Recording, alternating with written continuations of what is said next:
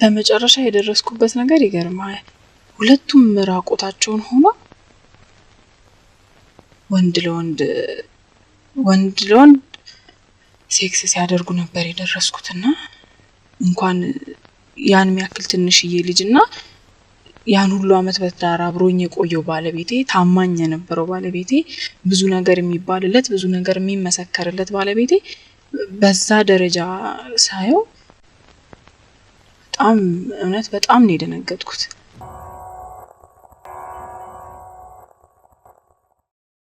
ሰላም እንዴት ናችሁ? ዲያበሻ ጨዋታ ቤተሰቦች በህይወት መንገድ ላይ ነው ያለነው። ያው ዛሬም እንደተለመደው አንድ እንግዳ ይዤላችሁ መጥቻለሁኝ። ፕሮግራማችን ላይክ በማድረግ ጀምሩ። ያው እንግዲህ ሼር እያደረጋችሁ ለወዳጅ ዘመድ አድርሱልን፣ ሰብስክራይብ እያደረጋችሁ ቤተሰብ ሁኑን። ዛሬ በህይወት መንገድ ላይ ቤተልሔምን አግኝቻለሁኝ። ከቤተልሔም ጋር እንጨዋወታለን። ቤተልሔም እንኳን ደህና መጣሽ። እንኳን ደህና ቆያችሁኝ። እንግዲህ ውድ ያበሻ ጨዋታ ቤተሰቦች ከዚህ ቀደም እንዳልኳችሁ ለሰው ማይነገር ለዘመድ ወዳጅ ማታጫውቱትን ጉዳይ ያበሻ ጨዋታ ቤተሰቦች እያጫወቱ ነው ያላችሁ። ዛሬም ቤተልሔም ለማን ልንገረው ያለችውን በህይወቷ የተፈጸመውን ነገር ለሰው መንገር ጨንቋት ከብዷት ግን መተንፈስ አለብኝ ብላ ነው የመጣችውና እንግዲህ ቤተልሔም እንግዲህ ተናገሪው ብለናል፣ ይውጣልሽ ብለናታል። ያበሻ ጨዋታ ቤተሰቦች ደግሞ ሐሳብ አስተያየታችሁን አስቀምጡልን። ቤተልሔም አቤት፣ ምንድነው እንደዚህ የተፈጠረው ነገር? እስቲ ማለት ያው ደጋግሜ ስልካችሁ ሞክሬ ነበር። በጣም እንደውም ከአንድ ሺህ ጊዜ በላይ ሁሌ በተከታታይ እየሞከርኩላችሁ ነበር። እንደውም የት ሄጄ ላውራው የት ሄጄ ልተንፈሰው እያልኩኝ ነበርና ዛሬ ስላገኘኋችሁ እውነት በጣም ደስ ብሎኛል። ልሰሙኝ ስለፈቀዳችሁላ በጣም እውነት እግዚአብሔር ያክብርልኝ ነው የምለው። ያው ለሰው የሚነገር ነገር አይደለም፣ ግን ያው ሌላው መማር ስላለበት ያው ማውራት አለብኝ ብዬ ነው። ያው እንግዲህ ቤተልሔም ምንድነው ይሄ የነፃ ቦታ ነው ማለት ሚስጥርሽ ተጠብቋል፣ አንተሽ ተደብቋል። ግን ያየሽው በህይወትሽ የተፈጸመው ነገር ለሌላው ሰው መማሪያ ይሆናል ብለን ነውና በነፃነት ተናገሪው። ያበሻ ጨዋታ ቤተሰቦች ደግሞ የሚሉትን ይበሉ እንጂ የተሰማሽን የተፈጠረውን ነገር በነፃነት ንገሪኝ። እሺ፣ ያው እኔ በትዳር 8 አመት ቆይቻለሁ። 8 አመት በትዳር ስቆይ ባለቤቴን በጣም ታማኝ ሰው ነበር። ታማኝ እንደውም ሌሎች ሰዎች የሚቀኑበት አይነት በጣም ታማኝ ሰው ነበርና በቃ አንቺ ታድለሽ ምን አይነት ባል ነው የሰጠሽ እስክባል ድረስ እኔም ማምነው ነበር። በጣም አምነው ነበር በጣም እና በቃ ሌላ ሴት ዞር ብሎ አይተም የትም ቦታ ብንሄድ እንደው ሌላ ሴት ዞር ብሎ አይቶ ያውቃል። እና 8 አመት በትዳር ስንቆይ እኔ ሃይማኖቴ ላይ በጣም ጠንካራ ሴት ነኝ። ሃይማኖቴን በጣም ማከብር ሞድ ሴት ነኝ። እና ያን ያህል ጊዜ በትዳር ስንቆይ ግንኙነት እንኳን ለማድረግ እኔ ካልፈለኩኝ ከከለከልኩት በቃ አይሆንም። እና ከስንት ጊዜ አንዴ ነው ምን የሚሆነው ያ ነገር ማለት ነው። አስገድዶኝም አስጨንቆኝም አያውቅም። እንደ በመጀመሪያ እንደ ፍላጎቱስ አለው? ያው እንዲህ ጣይ በቃ የሆነ ሰዓት አለ አይደለ? የሆነ ሰዓት እንዲህ አይነት ነገር ይፈጠራል፣ ግንኙነት እናደርጋለን። ግን እንደሌላው ባለትዳር አስጨንቆኝ ወይም ደግሞ በየጊዜው የሚሆን ነገር አልነበረም። ከስንት አንዴ ነበረ ግንኙነት የምናደርገው። ያው እኔም አልፈልግም ነበር እንዳልኩ ሃይማኖቴ ላይ እኔ በጣም ጠንካራ ሴት ነኝ። ሴት ጓደኞቼ ይነግሩኛል፣ ያው ለምንድነው ይሄን ነገር የምትከለኪው? ሌላ ቦታ ይሄድብሻል፣ ሌላ ትዳር ውስጥ ሌላ ሴት ያል ብለው ብዙ ነገር ይመክሩኛል። እኔ ግን አይሆንም ነበር የምለውና እሱም እንዲህ ብሎኛ ያውቅም። አንዳንዴ ደግሞ እጠራጠር ነበር። ያው ሁሌ በቃ ፍላጎት ስለማያሳየኝ ስለማይጠይቀኝ እኔም ባልፈልግ ግን እጠራጠር ነበር እና ግን በቃ ከተለዋለው ማይዋለው ምንም ነገር አግኝቼበት አላውቅም። በጣም ታማኝ ሰው ነበር። ወንዶቹ ጓደኞቹ ሁሉ ወንዶች ናቸው? አዎ ጓደኞቹ ሁሉ ወንዶች ናቸው። ሰርግ ቦታም ተያይዘን ብዙ ቦታ ሄደናል፣ በጣም ብዙ ቦታ። ግን ሴት እንዲዞር ብሎ አይቶ ያውቃል። በቃ እንደውም የተባረከ እግዚአብሔር የባረከው ባል ነው የሰጠሽ ነው የተባልኩት። ብዙ ጓደኞቼ የሚያውቁታል። እኔም እንደውም እግዚአብሔርን ማመሰግንበት ታማኝ ባል ነበር። ውድ ያበሻ ጨዋታ ቤተሰቦች ሁሉም ነገር ከልክ ሲያልፍ ቆም ብሎ ማየት መልካም ነው። ማለት ሰውኛነታችንን ልንክደው አይገባም። ማለት ያ ማለት ትዳራችሁን አስቀምጣችሁ ሌላ ቦታ ይው ማለት ሳይሆን በተፈጥሮ ማንም ሰው ውበትን ሊያደንቅ ይችላል፣ ቁንጅናን ሊናገር ይችላል፣ አለባበስን ሊያደንቅ ይችላል። ያን አለማድረግ ግን እና በዚህን ያህል ልክ የሴቶችን አይን መሸሽ ማሳየት የንጹህነት ምልክት ወይም የጨዋነት ምልክት ነው ብላችሁ ሁሉንም ነገር በአንድ ነገር ባትፈርጁት ጥሩ ነው። እንግዲህ ከቤተልሔም ጋር ጨዋታችንን ቀጥለናል። እንግዲህ ቤተልሔም እንደነገርሽኝ ሴት አይጠጋም፣ በጣም ላንቺ ያለው ነገር መልካም ነው። አንቺም እንደምትዩ ከስራ ወደ ቤት አይነት ባህሪ ነው ያለው። ጠንቃቃ ነው፣ ሌላ ደባል ሱስ የለበትም። በዚህ መልኩ እንግዲህ ልክ ነሽ። መልካም የሚባል ጥሩ የሚባል ባል በዚህ ልክ ማግኘት ትልቅ ነገር ነው። አዎ በጣም በጣም። ከዛ በኋላ ምንድነው የተፈጠረው? ከዛ በኋላ ያው 8 ዓመት እንግዲህ በትዳር ስንኖር ልጅ አልነበረንም። እኔ ልጅ ለመውለድ በጣም እፈልጋለሁ፣ ሞክሬያለሁም ግን አልሆነም። ችግሩ ከማን ነው? ችግሩ ከኔ ነው። ልጅ ለመውለድ ያልቻለው በእኔ ምክንያት ነው። ልጅ እንውለድ ብሎ ጥያቄ አቅርቦልኝም አያውቅም። ልጅ እንውለድ፣ ካንቺ ልጅ እፈልጋለሁ፣ የሆነ የማሳድገው ልጅ እንዲኖረኝ እፈልጋለሁ። 8 ዓመት በትዳር መቆየት ማለት ከባድ ነው፣ ያለ ልጅ ማለት ነው። ያ በቃ በሱ በኩል ያመጣው ተጽዕኖ አልነበረም። ያው ሴት ልጅ ነኝ፣ እድሜ ከመሄዱ በፊት እኔ ልጅ እፈልጋለሁኝና ልጅ መውለድ አልቻልንም። 7ኛ ዓመታችን አካባቢ ነው ልጅ በማደጎ ወስደን ህፃን ልጅ ወስደን እንድናሳድግ ጠየኩት። ከዛ ጓደኛው ነበረ። ጓደኛው 2 የጎዳና ልጆችን አንስቶ ያሳድግ ነበርና ወንዶች ናቸው። ለምን አንደኛው እንግዲህ 6 ዓመት ነው ተብሎ የመጣው ልጁ ማለት ነው። 6 ዓመት እና ከዛ በታች ሆኗል ተብሎ ነው የመጣው። የባለቤቴ ጓደኛ ነበረ ከጎዳና አንስቶ ያሳደገው። 2 ነበሩ። አንደኛውን እናንተ አሳድጉት ብሎ መጣ እና ያው የሱን ስሜት ላለመጋፋት ልጁን ተቀበልኩኝ። እንግዲህ የ6 ዓመት እና 7 ዓመት አካባቢ የሚሆነው ልጅ ነው ከጎዳና ነው የተነሳው። ይህንን ልጅ በአንቺ ምርጫ ሳይሆን ባለቤትሽ የባለቤትሽ ጓደኛ እሱ ነው የሰጠሽ? እኔ ጋር 2 ስለሆኑ አሳድገው ብሎ ምንም ማለት የተለየ ነገር አላሰብሽም?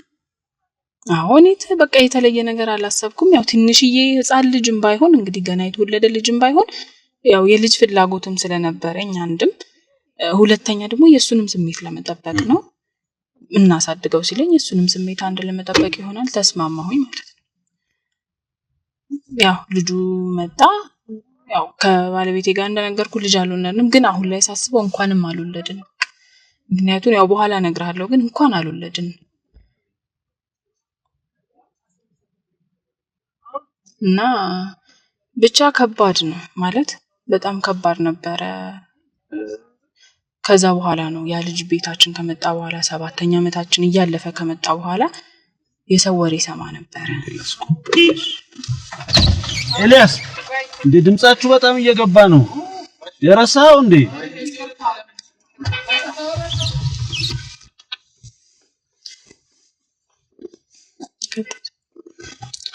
እንግዲህ ይሄ ልጅ ቤታችሁ ሲመጣ እንዴት ነው ማለት የልጅነት ስሜቱ ቤት ውስጥ ያለው ነገር ቢያንስ ያን ክፍተቱ ሞልቶት ነበር? ደስተኛ ነበረ፣ እሱ ደስተኛ ነበረ። ያው እኔም ደስተኛ ነበርኩኝ። ቢያንስ የሆነ ነገር ማለት የሆነ የተፈጠረውን ክፍተት የተሞላ ያህል ነበር የተሰማኝ። የሱን ደስታ ያያየሽ ነው አንቺ ሞር ደስታሽ እየጨመረ የመጣው? አዎ የሱን ደስታ ያያየው በጣም ደስተኛ ነበረ። ያው እንደራስ ባይሆንም ያው አምኜ ተቀበልኩበት ነገር ባይሆንም የሱን ደስታ ያያየው ግን ደስተኛ ነበርኩኝ። ቤት ውስጥ የነበረው ነገር በመጠኑም ቢሆን ተቀይሮ ነበረ። በወቅቱ ብቻ ጥሩ ነበረ።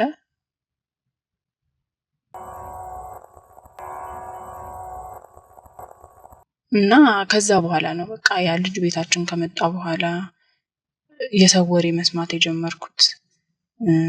ባልሽ ቺት ያደርግብሻል፣ አንቺ ላይ ሌላ ሴት ይዟል፣ ብዙ ሴቶች ጋር ይሄዳል፣ ብዙ ቦታ ይሄዳል ምናምን የሚባሉ ወሬዎችን የሰማሁት ማለት ነው። እና ውስጤ ልጁስ የሱ ነው የሚል ሰው አልመጣም? እንደዛ አይነት ማለት አሜት ሌላ ሴት ጋር ይሄዳል። በቃ ልጁ ከመጣ በኋላ ስለነበር እኔ ጋር እንደዚህ አይነት ሐሳብ ነበር። ልጁ ከመጣ በኋላ ነው እንደዛ የሚመሰገን የነበረው ባለቤቴ፣ እንደዛ ይወደስ የነበረው ባለቤቴ፣ ባርኮን የሰጠሽ የተባልኩት ባለቤቴ ልጁ ከመጣ በኋላ ነው እንደዛ የሰው ማመለካከት የተቀየረው። አንቺ ላይ ሌላ ሴት ይደርባል፣ ሌሎች ጋር ይሄዳል የሚባሉ ብዙ ነገሮችን መስማት የጀመርኩት ማለት ነው። እና ምናልባት ጓደኛው ይሄን አሳድጎ ብሎ ያመጣው ልጅ የሱም ሊሆን ይችላል ብዬ ተረጠርኩኝ፣ ብዙ ወሬዎችን ስሰማ ማለት ነው። እና መከታተል ጀምሬ ነበረ። ስከታተለው አንድ ቦታ ነው የሚገባው፣ የተለየ ቦታ አይገባም። የሚገባው ከወንዶች ጋር ነው። በቃ የሆነ ሱስ ጀምሮ ይሆናል ብዬ አስቤ ነበር። መጀመሪያ እንደተከታተልኩት ሰሞን ሱስ ውስጥ ገብቶ ሊሆን ይችላል ብዬ አስቤ ነበር። ጧት ተከታትየው ሙሉ ቀን ስከታተለው ማታ ቤት ውስጥ ሲመጣ የሆነ ቦታም የገባ አይመስልም። ስራ ውሎ እንደመጣ ሰው ምንም በቃ የተለየ ባህሪ የማይበት አይነት ነገር አልነበረም። ምንም አይነት ነገር አልነበረም። ይሄ ነው እንድል ማለት በቃ ሌላ ሴት ጋር ይሄዳል አይሄድም ብዬ ምንም ለራሴ ውሳኔ መስጠት አልቻልኩም። ግራ የተጋባውበት ሰዓት ነበር። ይሄዳል አይሄድም የሚገባበት ቦታ የት ነው ያን ማወቅ ስላልቻልኩኝ የነበረኝ አማራጭ ስልኩ ነበር። ስልኩን ማየት ነበር። ስልኩን ሳይ ከወንድ ጓደኞቹ ጋር የተነሳው ፎቶ ነው። አልጋ ላይ ሆኖ ከወገብ በላይ ራቆታቸውን ሆኖ ምናምን የሚነሱት ፎቶን ነበር ያየሁት። እና የመሰለኝ ነገር እንደውም ከእውነታው በፍጹም የራቀ ነገር ነበረ። እዛ ቤት ውስጥ የሚገቡት በብዛት ወንዶች ናቸው። በብዛት ሳይሆን ሁሉም ወንዶች ናቸው። ስልኩ ላይም ሳይ ከወንዶች ጋር የተነሳው ፎቶ ነው። በቃ ሌሎች ማለት ሴቶቹ ፎቶ ውስጥ አልገቡም ወይ ደግሞ አንዲት ሴት ናት በቃ ከዚህ ሁሉ ወንድ ጋር የሆነ አይነት ነገር የምታደርገው። ለአይምሮ ራሱ በጣም ይከብዳል፣ ለማውራት ራሱ በጣም የሚከብድ ነገር ነው። እንደዛ ነበረ ያሰብኩት ስልኩ ላይ እነዛን ፎቶዎች ሳይ። ግን ከእውነታው በጣም የራቀ ነገር ነበረ። ያው ብቻ ከባድ ነው በጣም። የሀበሻ ጨዋታ ቤተሰቦች ቤተልሔም እንግዲህ የምችለው ጥግ ድረስ ሄዳለች። እዚህ ቤት ውስጥ ያለውን ነገር ለማወቅ የባልየውን ሰዎች የሚያወሯትን ነገርም ለማወቅ የምትችለው ጥግ ድረስ ሁሉ ሄዳለች። ስልኩንም ፈትሻ እንግዲህ እንደነገረችን ነው ያየችው። ምንድነው ታዲያ ይህን ሰው እንከን ሊሆንበት የቻለው? ዛሬ እሷ እኛ ጋር መታ መናገር አለብኝ ያለችው ነገር አለ። ይሄ ነገር ምንድነው ማለት ለማንም ሰው መንገር አልቻለችው እውነታውን። እኔ ከዚህ እንድትማሩበት የፈለኩት ነገር ምንድነው እንዳልኳችሁ የጨዋነት መለኪያ ብለን የምናስቀምጣቸው ነገሮች ደርዝ ይኖራቸው። እውነታውን በመካዳ እናድርገው ጨዋነት። እና ምንድነው ማለት የተፈጠረው ነገር? ምን ላይ ደረሽ በመጨረሻ? በመጨረሻ የደረስኩበት ነገር ይገርማል። አንድ ቀን ወጥቼ ነበርና ወደ ቤት ስገባ በጣም ነው የደነገጥኩት። እንደነገርኩ ባለቤቴ ይዞት የመጣው ልጅ አለ። የ6 ዓመት ልጅ ነው ተብሎ የመጣው። ባለቤቴ ነበረ ቤት ውስጥና ሁለቱም ራቆታቸውን ሆኖ ወንድ ለወንድ ሴክስ ሲያደርጉ ነበር የደረስኩትና ጮኩኝና ጎረቤት ነው የሰበሰብኩት። ማለት ባለቤትሽ ነው ህፃኑ ልጅ እንደዛ ያደረገ የነበረው? አዎ ባለቤቴ ነበር። የ6 ዓመት ነው ተብሎ የመጣውን ህፃን ልጅ እስቲ አስበው። እንደው በጣም የምታምነው እኔ በጣም ነበር ማምነው። ያን ሁሉ አመት በትዳር ስንቆይ በጣም ማምነው መወደው ማከብረው ሰው ነበር። በዚህ ደረጃ አንተ በጣም የምትወደው የምታምነው የምታከብረው ሰው በዚህ ደረጃ ወርዶ ስታየው ምንድነው የሚሰማህ ነገር? እናሳድገው ብሎ ያመጣውን ልጅ ያንን ትንሽ ልጅ ብቻ ይሄ በሃይማኖትም የሚፈቀድም ነገር አይደለም። በጣም ነውር የሆነ ነገር ነው። በጣም ነውር የሆነ ነገር ማለት ነው። ወንድና ሴት ሆኖ እንኳን ቢሆን ሲታይ በጣም ያስደነግጣል።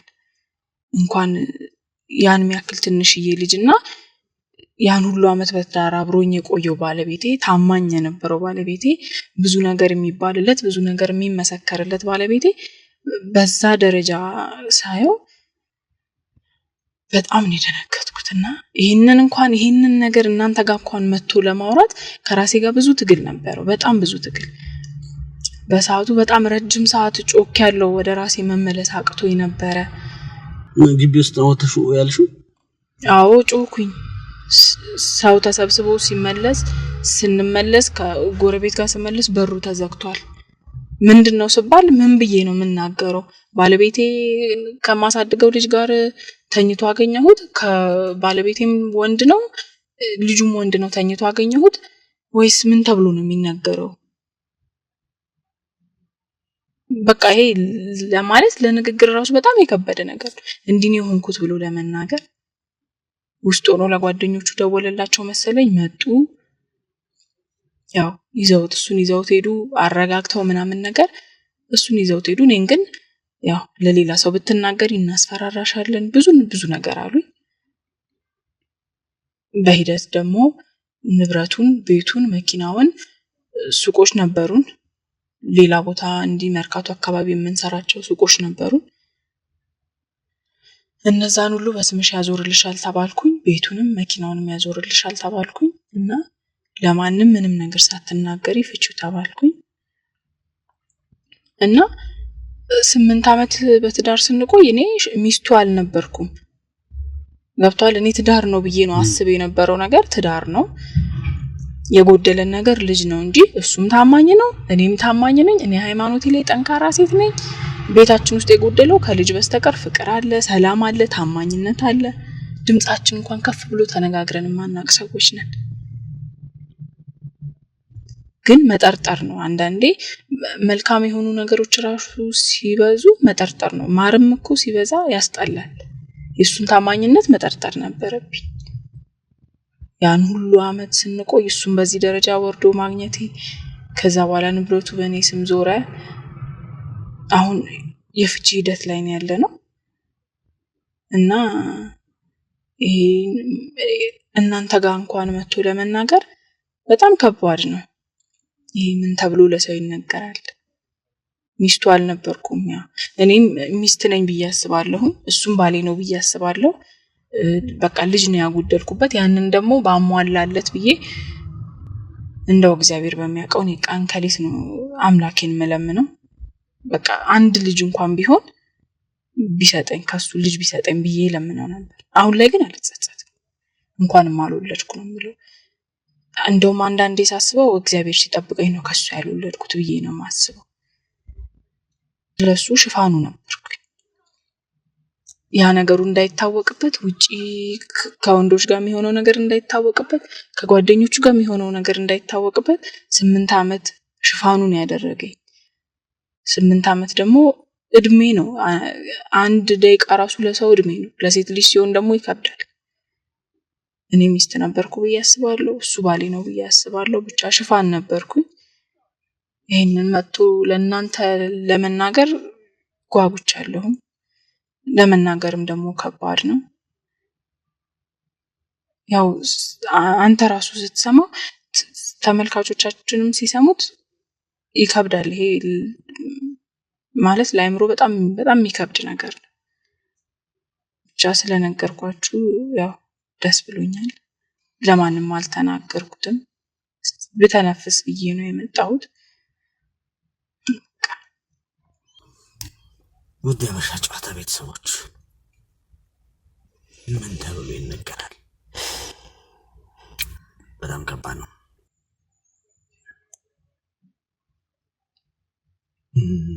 ቤተልሔም እንግዲህ እንዳልሽው ልጅ ባለመውለድሽ ማንም ሰው ቅር ይሰኛል። እግዚአብሔር ደግሞ አዋቂ ነው። በስራው ትክክል ነው። ሳራም በስተርጅና ነው አሰባት የሚለው እና እግዚአብሔር ላንቺን ማስብበት ምክንያት አለ ብዬ አላምንም። እስከዛሬም በሆነው ነገር ውስጥ ያልሆነበት ምክንያት እግዚአብሔር አዋቂ ነው። እንግዲህ በተፈጠረው ነገር በጣም አዝናለሁ። እንግዲህ ውድ የሀበሻ ጨዋታ ቤተሰቦች ሳራን አጽናኗት፣ ይቅርታ ቤተልሔምን አጽናኗት፣ አይዞሽ በርቺ በሏት። ማለት የደረሰባት ነገር የተፈጠረው ነገር ከባድ ነው፣ ይረብሻል። ሁላችንም በሷ ጫማ ውስጥ በጣም ያማል። በጣም ከባድ ነው።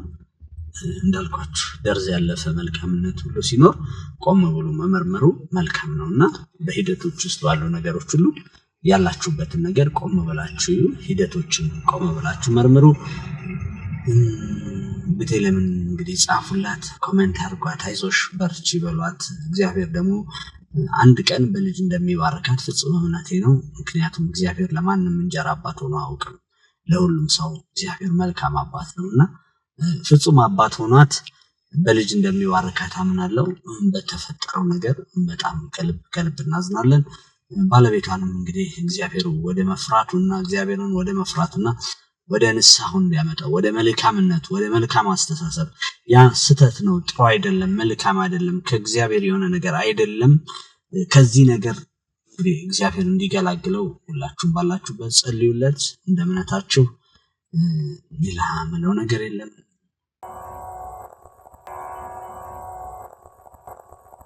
ቤተልሔም እንግዲህ ሐሳብሽን ጭንቀትሽን መተሽ ስለተነፈሽው ደስ ብሎናል። አሁን ምንድን ነው የሚሰማሽ ቤተልሔም? ያው እንደነገርኩ እኔ ለማንም ይሄን ነገር ተናግሬው አላውቅም፣ አውርቼውም አላውቅም። ያው ምን ተብሎ ይወራል? ግን አሁን መጥቼ ስለነገርኳችሁ የሆነ ሸክም እንደው ከላይ ላይ ተነሳን ይመስለኝ ቀሉኛል። ያው ይሄንን ቪዲዮ ደግሞ ሲያዩ የሚሰጡኝ አስተያየት ይኖራል፣ የሚያበረታታ ነገር ሊኖር ይችላል። ያው ያንን በማሰብ ነው የመጣሁት። አሁን የሆነ ነገር ቀሉኛል፣ ብቻ ስላወራሁት ቀሉኛል።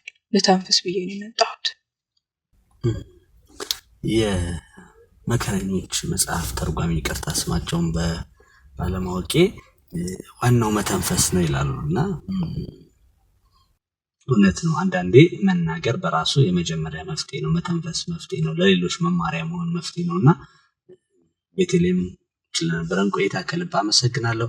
በርቺ፣ ተጽናኚ። ነገ አዲስ ቀን ነው፣ ነገ የተሻለ ቀን ነው። ሁሉም ነገር ይቀየራል። ደግሞ የሀበሻ ጨዋታ ቤተሰቦች ሁሉም ከጎንሽ ናቸው፣ ሀሳብ አስተያየታቸውን ያስቀምጣሉ፣ አይዞሽ ይሉሻል። ስለነበረን ጊዜ ከልብ አመሰግናለሁ። እንግዲህ የሀበሻ ጨዋታ ቤተሰቦች ስለነበረን ጊዜ ከልብ አመሰግናለሁ። እንደምትማሩበት ፍጹም እምነቴ ነው። በሌላ ፕሮግራም ደግሞ ከሌላ እንግዳ ጋር እስከምንገኝ ድረስ መልካም የሥራ ሳምንት ይሁንላችሁ። እግዚአብሔር አምላክ በነገር ሁሉ አብዝቶ ይባርካችሁ። ስለነበረን ቆይታ አመሰግናለሁ። ይህን ፕሮግራም ያዘጋጀውላችሁ ዘላለም ነኝ። ላይክ ማድረጋችሁን አትርሱ። ስለሁሉም ተባረኩ። ቴንኪው